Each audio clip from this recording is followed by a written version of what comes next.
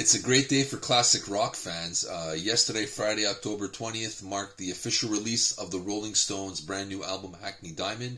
It's their first album of new material since 2005's A Bigger Bang, so it's about 18 years. So it's been a long, long time since we got some new music from these guys. I reserved my copy a while back at the record store, called in yesterday, they said they don't have it. So after a bad day at the office, I came home thoroughly disappointed and sad that I will not have the Stones album in my hand. And literally as I got to the door, the store called me and said the shipment came in. You want it? We only got like 2 copies. One is yours, but you got to come get it because other people want it. Ran back to the store, got my copy, came home exhausted, played it once, took a few notes as I'm listening to it. And so this is my review. I usually like to listen to something 2-3 times, but this is humongous, so I had to do it now and put it out there. So I'm going to say this. For the reviews that have been saying it's the best album since Some Girls or Tattoo You, I don't know about that. I took it as this after hearing the album. This is the Rolling Stones taking their 60-year history, taking all the stuff that made them great, and put it into a brand new album. This is everything you come to know and expect or want from a Stones album. It's refreshingly nostalgic, yet fresh at the same time. They don't make fun of their legacy. They use all the elements to work with them. And it sounds like a revitalized, youthful Rolling Stones record. And it's, I think, the one a lot of hardcore fans have been waiting for. So if it's been worth the wait, in my opinion. I'll give you my initial take on the tracks. Angry, the first single. To be honest, the first time I heard it, I was on the fence. I wasn't ecstatic about it, but I wasn't disappointed. But as I heard it a couple more times, I really enjoyed it. As I put it on yesterday evening, kicked my ass. The guitar playing is great. Everything is great. The playing, the vocals, loved it. Great opening track. Track 2, Get Close, is the song that nailed it for me. This is now, I am in this album. I love this album. This is what the Stones should sound like, or what I think the Stones should sound like. The song is called Get Close. It's a great rocker. The bass, the drums, the guitar, everything intertwining, working together. Jagger's snarling vocals. There's a nice sax solo in there.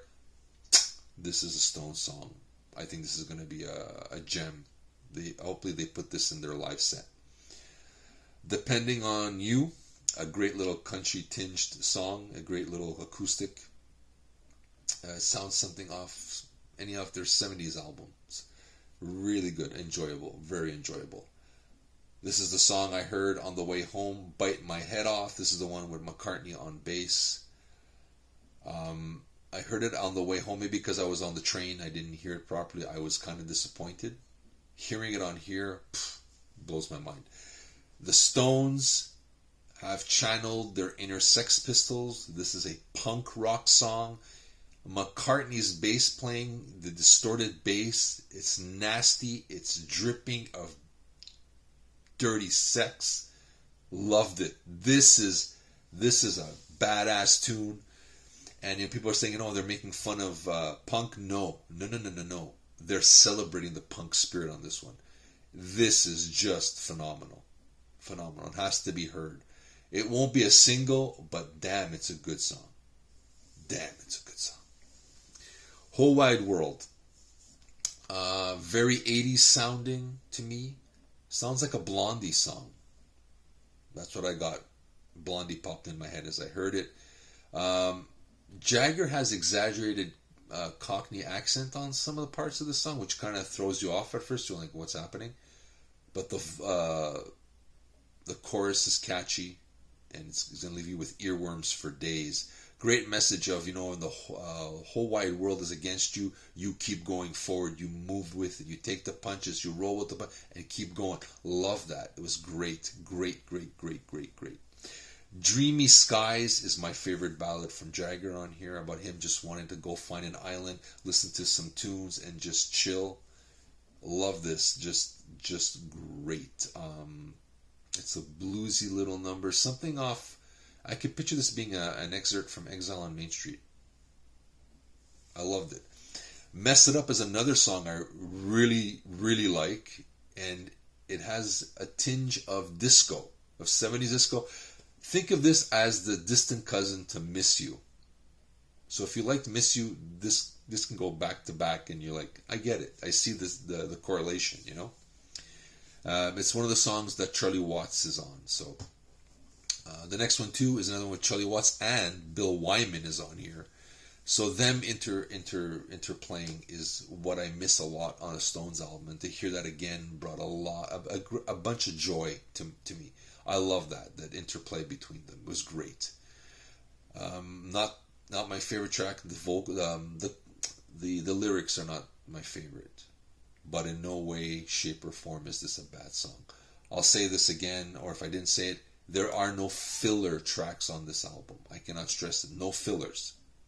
But I do like some songs more than others. But there are no fillers on this. This is one of the albums from the Stones.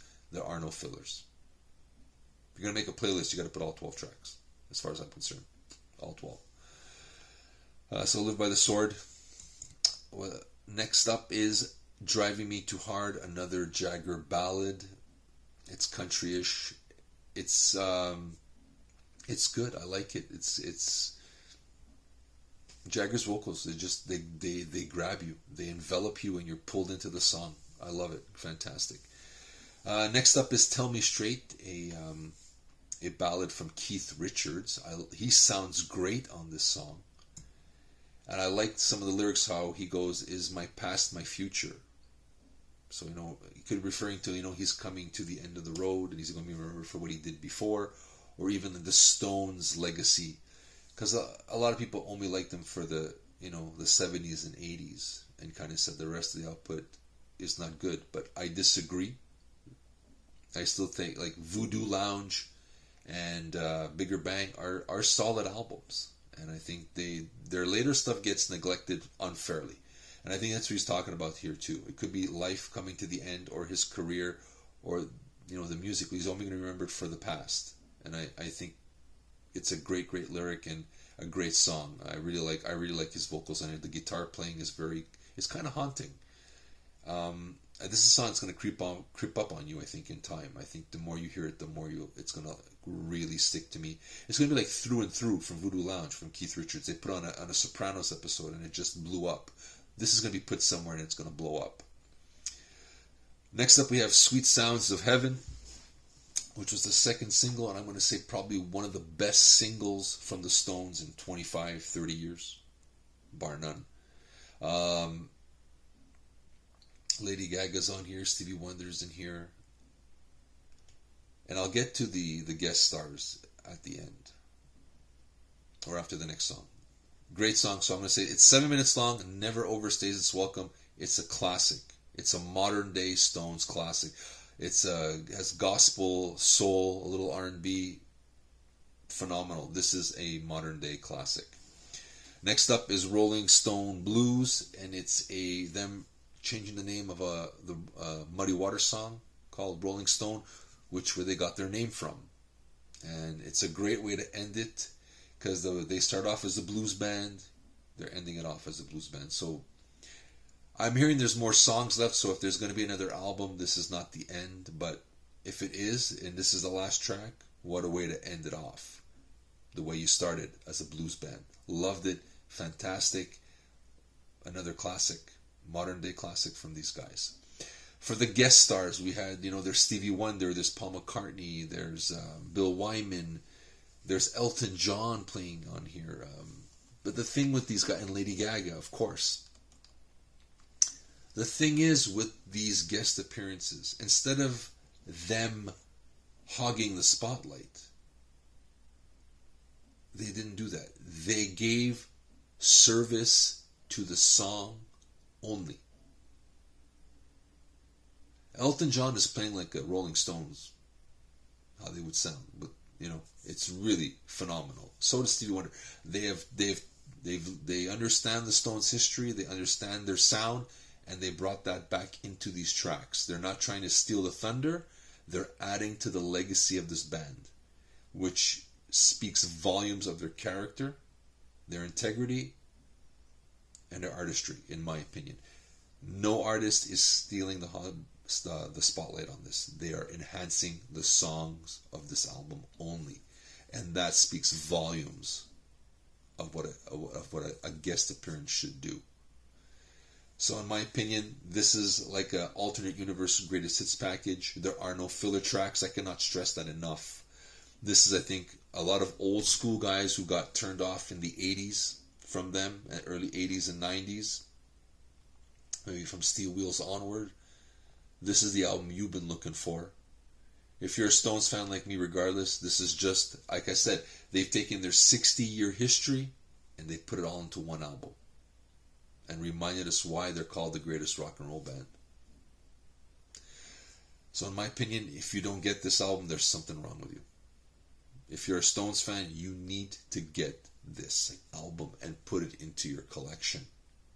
I cannot stress how good it is. It sounds fresh, nostalgic, all at the same time. It is a timeless Stones album. And I can say nothing else but that I am happy beyond words that I have it. And if it's the last album, they can go off with their heads held high. And that's all you can ask for. But that's my take. You let me know what you think. If you can, it would mean a lot to us if you hit that like button and subscribe to the channel. This is Steven with my initial take on the Rolling Stones' Hackney Diamonds. See you soon.